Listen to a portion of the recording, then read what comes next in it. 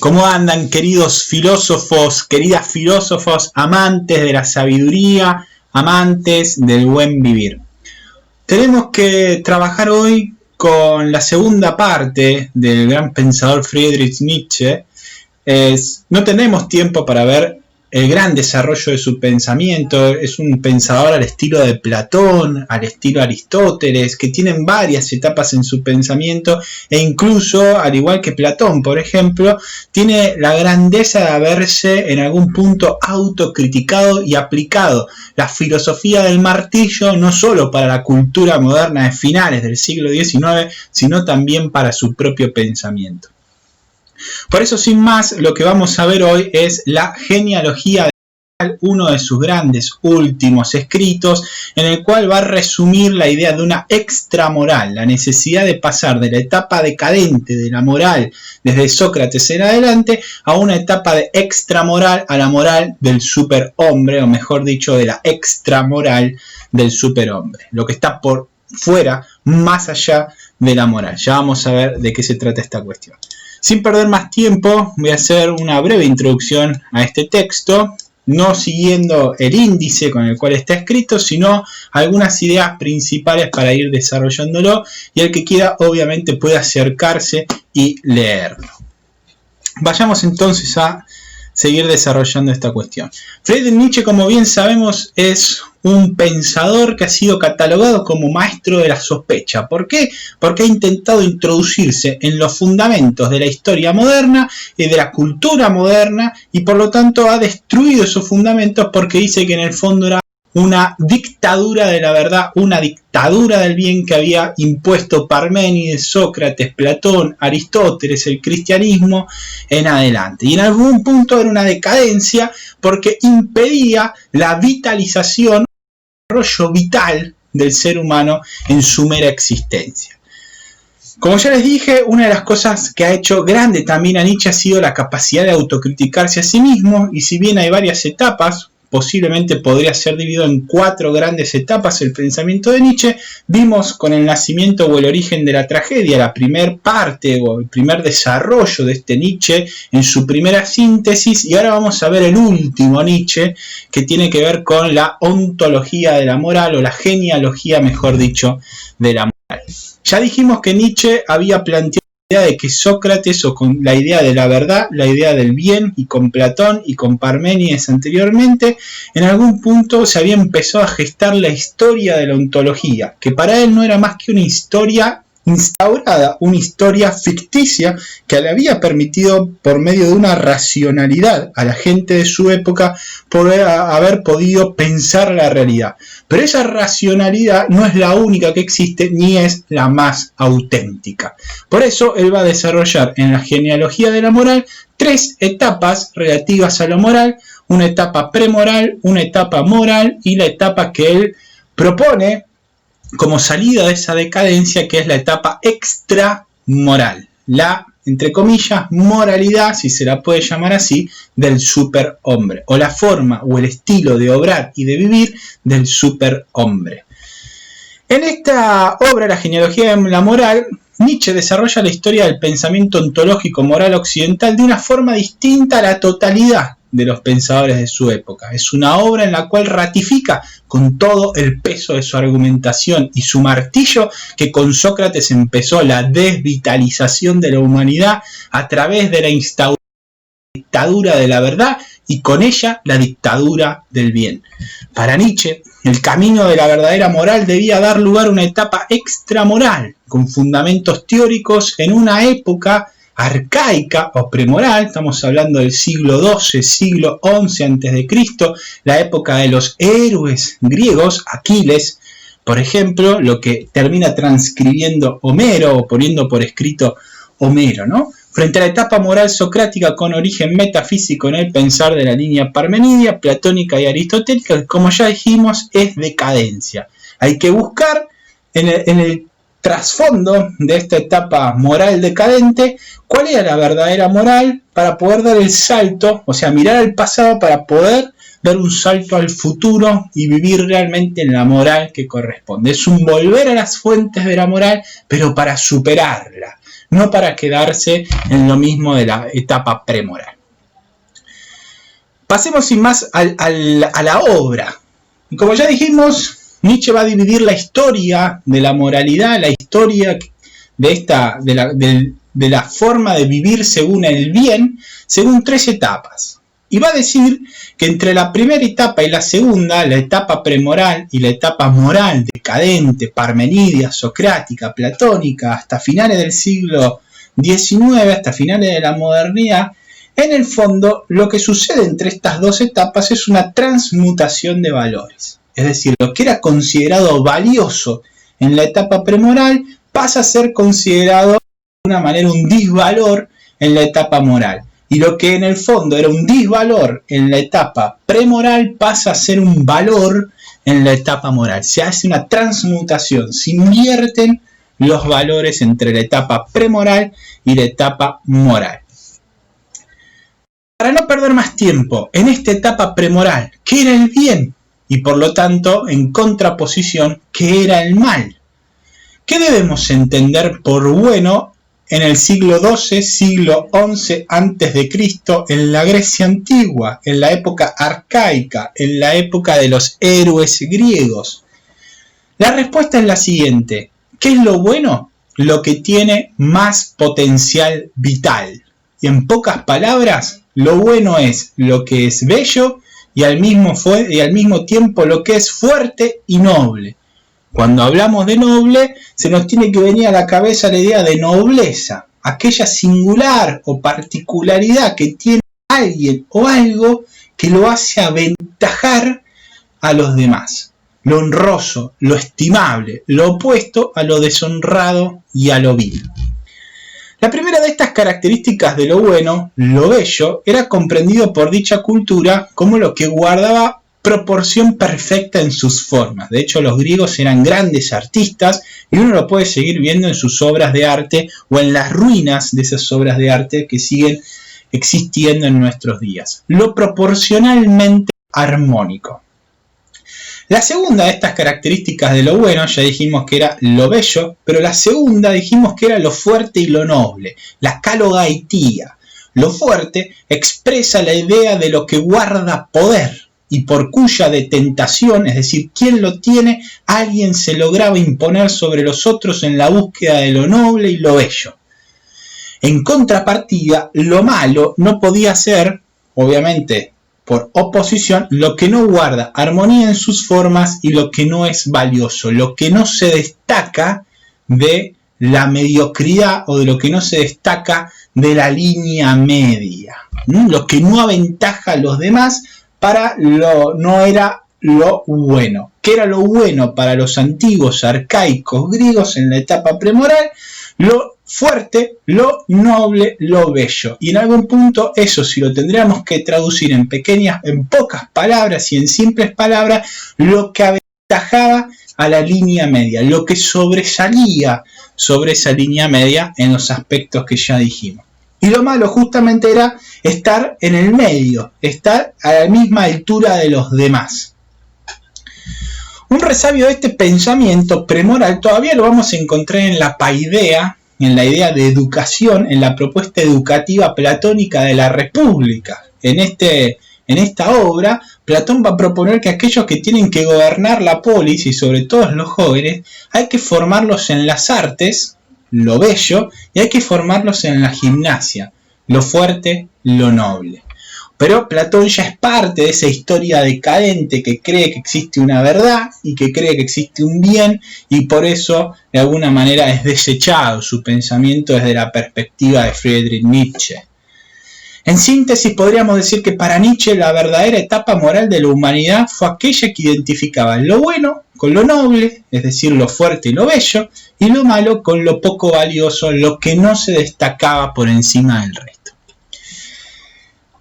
En la etapa moral, es decir, Parménides, Sócrates, Platón, esa línea que va a seguir el cristianismo de diferentes formas, apoyado en Platón o apoyado en Aristóteles, y la etapa moderna es para Nietzsche la etapa moral decadente. De alguna manera, la forma de vivir que van a proponer no le permite al ser humano destacarse, no le permite al ser humano encontrar lo más auténtico que tiene o desarrollarse en algún punto hacia más allá de sí, no le permite crear cultura, lo mantiene en la mediocridad de la línea media, no le permite sobresalir. Se produce en esta etapa una inversión cultural y por lo tanto moral, ¿no? Entonces, Nietzsche leyó la caída de la moral de la humanidad desde Sócrates en adelante con categorías de Hegel, esa categoría hegeliana de la dialéctica entre el amo y el esclavo. Siguiendo este pensador, Nietzsche desarrolló la idea de que Sócrates, siguiendo a Parménides, lo que estableció o representó en sí mismo el triunfo de la revelación de los esclavos que de alguna manera se querían imponer sobre el hombre fuerte, el hombre noble, el hombre que se destacaba de la etapa presocrática. Se invierte el orden social, de hecho hay un giro antropológico más centrado en la polis, y esto se nota en el pensamiento de los filósofos presocráticos y en Sócrates como el gran giro antropológico. Gracias a esta revolución, la suma de los débiles logró imponer la debilidad como norma para someter o evitar que surja o se destaque el fuerte, instaurando así la dictadura de la línea media humana, la instauración de la mediocridad.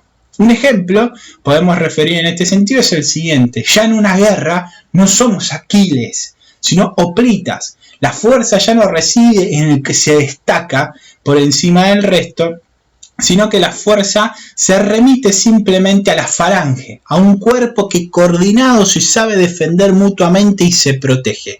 A lo medio, ya no está aquel guerrero que se destaca por sí mismo, sobresale de la línea media y vence un ejército entero. La moral socrática evita que sobresalga alguien, estableciendo la igualdad como lo común y como lo que debe regir el obrar humano. Nietzsche entendió que el orden aristocrático e individualista del poder de la era presocrática, que comprendía lo bueno con lo noble, lo bello, lo fuerte y lo malo con lo que no sobresale, tras el giro antropológico de la era socrática, el pensamiento transmutó. Lo bueno pasó a ser lo débil y lo malo pasó a ser lo que se destaca, lo fuerte, lo noble, lo que está por encima. En este punto quizás valga la pena recordar la idea aristotélica de virtud o arete como el justo medio entre dos vicios, ¿no? No es lo que se destaca, sino es el justo medio que cualitativamente es distinto, pero en el fondo termina siendo el justo medio, lo medio que hay que hacer en algún punto para obrar bien entre dos vicios, ¿no?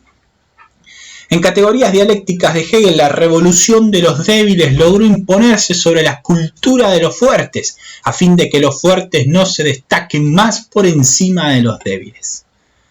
Obviamente que esto después fue desarrollado por el cristianismo, entonces Nietzsche iba a decir que con esta idea de la mediocridad moral que se había gestado, los valores que se impusieron como morales, la abnegación de sí mismo, la misericordia, el respeto y la compasión, pensados desde el horizonte de la mediocridad moral, desde el bien y el ser, la línea media, en algún punto llevan a la humanidad a una decadencia, porque no lo están haciendo, no están perdonando el que perdona o el que gobierna por una cuestión por exceso de bondad, como el hombre fuerte, que no pierde poder por perdonar a otra persona, sino que en el fondo el débil, cuando perdona, cuando tiene misericordia, lo hace simplemente para que nadie se destaque y por si le toca a él en algún momento, también sea perdonado. Es una moral en algún punto hasta de mínima, va a decir Nietzsche, frente a la moral del fuerte que perdona por sobreabundancia de bondad.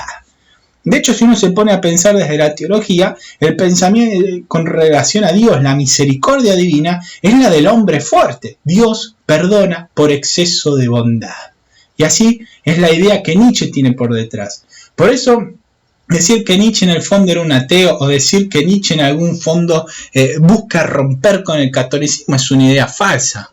Porque básicamente lo que destruye son una forma de cristianismo. Lo que destruye es una forma moral de vivir, pero eso no significa ni nihilismo, eso no significa ni decadencia, eso no significa relativismo absolutamente para nada. Para él esto no significaba no perdonar o acompañar al otro si ha tenido un error. Por el contrario, como les dije, el hombre fuerte no tiene miedo de perdonar, porque sabe que nadie se le va a sublevar porque perdonó, porque sabe que lo puede realmente volver a ubicar en su espacio, porque a Aquiles, salvo por el flechazo que le dieron en el talón, era invencible. Entonces no iba a tener problema en perdonar a nadie, porque sabía que nadie se le iba a poder sublevar. En el mundo arcaico, el fuerte, el noble, tampoco ejercía la crueldad porque sí sobre los suyos si la llegaba a ejercer. No necesita ejercer crueldad. El fuerte sabe que los débiles lo van a obedecer porque justamente es fuerte. Y que si se llegan a sublevar en algún momento, saben realmente los débiles que el fuerte los puede volver a ubicar en su lugar, o los puede matar, o los puede ubicar, por así decirlo. Por eso el fuerte no está todo el tiempo ejerciendo violencia, ni nada por el estilo, sino que es un tipo o una persona que va pensando realmente lo que hace, pero desde su fortaleza, desde el saberse en ese lugar, de ser consciente en ese lugar de que se destaca de la línea media. Podríamos animarnos a pensar con Nietzsche, ¿cómo podemos ser realmente humanos y trascender, superar a los demás, superar nuestras propias expectativas? Salir de la media está mal visto. Digo, ¿cómo podemos ser realmente humanos que estamos llamados a generar cultura y a trascendernos por la razón y nuestra voluntad? ¿No es la realidad un conjunto de fuerzas desiguales que se van dando lugar unas a otras en constante lucha? La ética, la moral, la forma de vivir, si se debe ajustar a la realidad, ¿no debe ser más bien una cuestión de ir cambiando todo el tiempo las reglas que nos permitan trascendernos como personas? Y por lo tanto, para trascendernos vamos a tener que vivir según el amor, según la paz, en armonía, los unos con los otros, compadecernos de los otros. Bueno, por eso no se puede decir que Nietzsche era un nihilista, sino que era un vitalista. Él buscaba la mejor forma de vivir del ser humano. Tampoco era un relativista. Por sacar la dictadura del bien, por criticar la dictadura de la verdad, tampoco era un relativista. Dejando esta cuestión, pasemos a la última etapa, la etapa extramoral. Para Nietzsche era la etapa que la humanidad debía superar esa moralidad ontológica decadente de Sócrates en adelante. Tenía que destronar esa moral heterónoma, ficticia que habían inventado y que le imponía desde afuera en algún punto la moral o la forma de vivir al ser humano con respecto al bien. Según él, este debía ser el tiempo en que el ser humano se convirtiera en el patrón de sus propios valores, en el creador de sus valores. Pero vuelvo a insistir, esto no es relativismo. La idea del superhombre de Nietzsche justamente radica en este núcleo de sentido. El superhombre es aquel que se sabe consciente de crear los valores que lo rigen. ¿Qué significa esto? Que el superhombre es aquel que no se ajusta a una norma dada por afuera, sino que busca su propia autonomía, pero no es una autonomía del hacer lo que yo quiero por hacer lo que yo quiero o lo que me gusta. La verdadera moral del último Nietzsche es la moral del juego, dado que es la única moral compatible con el juego o la aleatoriedad del universo consigo mismo. El universo para Nietzsche no es un orden como plantea la física moderna, que con una fórmula es capaz o intenta ser capaz de poder entenderlo todo. O la matemática que intenta decir que con esta multiplicando esta constante por esta variable voy a poder obtener un número, como intentando decir que la realidad es ordenada. Para Nietzsche la realidad es lo que ve, y lo que ve es que el universo es un constante juego de fuerzas en tensión que se van superando unas a otras, que unas cosas se destacan por encima de la media. Por lo tanto, la moral tiene que seguir ese mismo juego del universo. De la moral del arte, del nacimiento o el origen de la tragedia, va a pasar de alguna manera a la moral fundada en el juego. De la metafísica del arte a la metafísica del juego o la aleatoriedad. ¿Qué debe guiar la moralidad humana en este juego aleatorio del universo que no tiene sentido per se y que no es más que puro devenir? va a decir Nietzsche, la voluntad de poder, que no es querer poder, la cual parece ser un sinónimo de verdadera vida o permanencia en la existencia. Voluntad de poder no es querer poder, sino permanencia en la existencia, buscar la forma de permanecer y trascender en la propia existencia. Eso es voluntad de poder. Para Nietzsche la realidad era un conjunto de fuerzas que luchaban por permanecer en la existencia unas con otras de forma desordenada. El problema vital de la etapa ontológica fue que buscó igualar esas fuerzas bajo un modelo explicativo capaz de explicar el orden del universo. Pero para Nietzsche el orden es caótico. En definitiva, para este pensador, todo sistema moral o estilo de vida que se oponga a la permanencia y al progreso, trascendencia de la mera existencia es contranatural.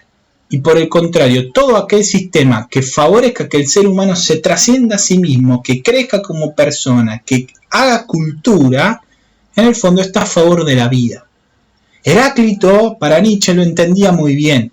El arjeo original de la realidad es la pólemo, la lucha por la permanencia en la existencia y en el caso del ser humano también de su progreso. Por último, cabe destacar que el estilo de vida del superhombre es extramoral. Se encuentra más allá de la moral, dado que él mismo se reconoce como creador de los valores morales y no tiene mucho sentido crear un sistema que determine lo bueno y lo malo, un sistema que sabe que es una creación y que lo puede transgredir sin pena alguna por ser un mero objeto de su voluntad de poder. Pero ojo, el estilo de vida del superhombre no es un vale todo. Total, no hay verdad ni hay bien moral y soy yo quien la invento, sino un modo de afrontar la vida que lleva al ser humano a trascenderse como ser humano, creando las condiciones para hacerlo a través del arte, de la ciencia y del amor, entre otros medios de expresión de su voluntad de poder, de su voluntad de permanencia y desarrollo en la propia existencia. Con esto estamos terminando la parte de Friedrich Nietzsche. El próximo pensador donde nos vamos a sumergir, que va a tener un pensamiento en algún punto similar, pero en algún punto bastante contrario a Friedrich Nietzsche con la cuestión del ser, va a ser Martin Heidegger. Con él vamos a seguir pensando la filosofía, vamos a seguir pensando al ser humano en este universo, en esta carrera apasionante de la filosofía y de la antropología filosófica. Nos vemos en la próxima clase.